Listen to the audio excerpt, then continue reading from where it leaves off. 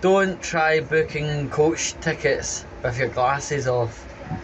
And what I'm trying to tell you is, because of glasses not being on my face and booking the earlier bus instead of the one I was thinking of, I've now got more than 3 hours spare in a coastal town in Scotland, so I'm going to see how this pans out. This is an impromptu video, by the way, so unfortunately I don't have my normal headset to have the clear audio, so if there is a slight rumble of the wind in the video, all I can say is apologies. Let's go and do something.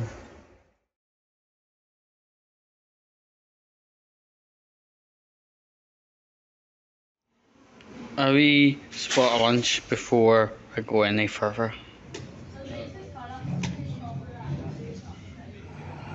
Boat travel can be very rough indeed, especially if the weather isn't that great.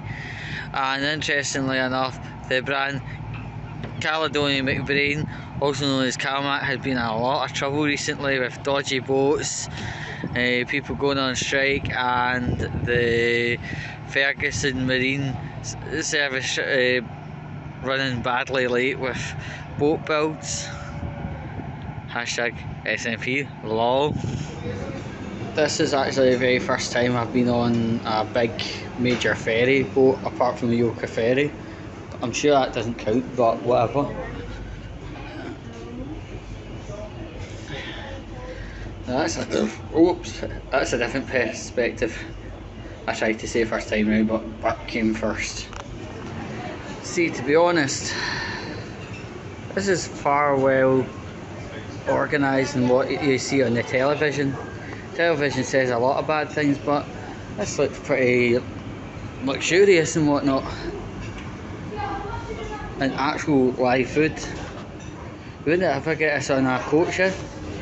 The Information Bureau is a bit of a ferry, which is probably equivalent to a train's version of the manager's station.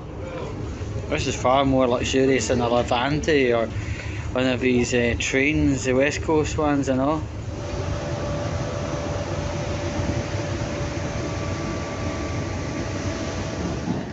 Although the place is called Mull, this area of Mull must be named as Craigmuir. So, the Isle of Mull in 20 minutes because my boat back is in 20 minutes, so let's have a look.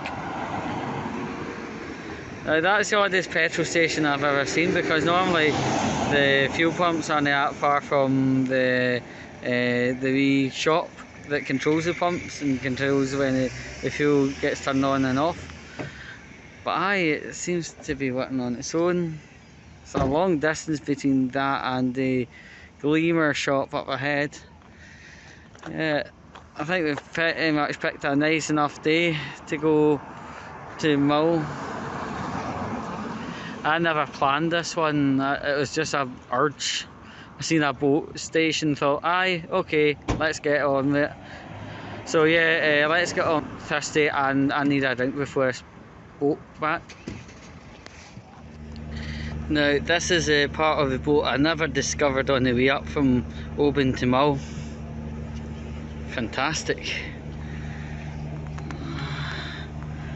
Well, this will be my seat for a while. Anyone for pineapple-ade? Or anyone for pineapple AIDS? I hope the mate of mine who went to college with me is watching somehow and enjoys this wee joke. I'm on a boat.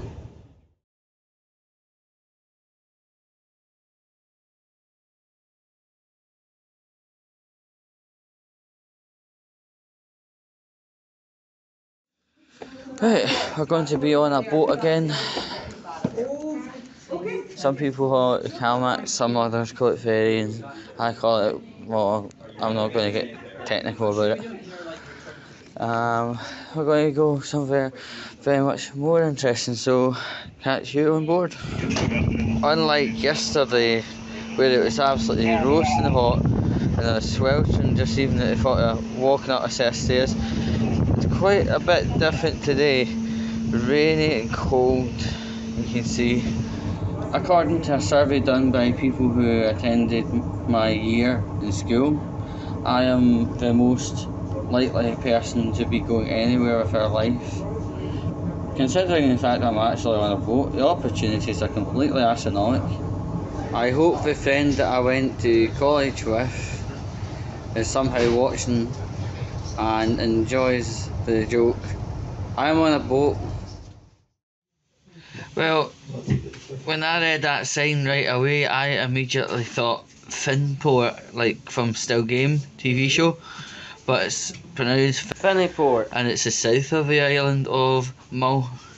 It's a bit of a shame the weather today is quite the opposite from yesterday. That would have been absolutely fantastic to get to see everything in its beautiful form under daylight. We're on a bus from Craignair, which is Mull, to Tobermory, and hopefully we'll see some of the buildings of Ballymorey. We got to Tobermory, but the weather is a bit of a hoolie itself. See what I've done with puns? That's terrible.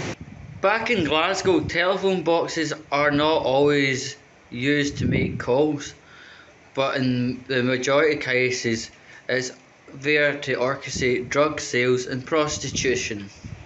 Some of the buildings I feature here are the same buildings that featured in the Ballymorey TV series for children.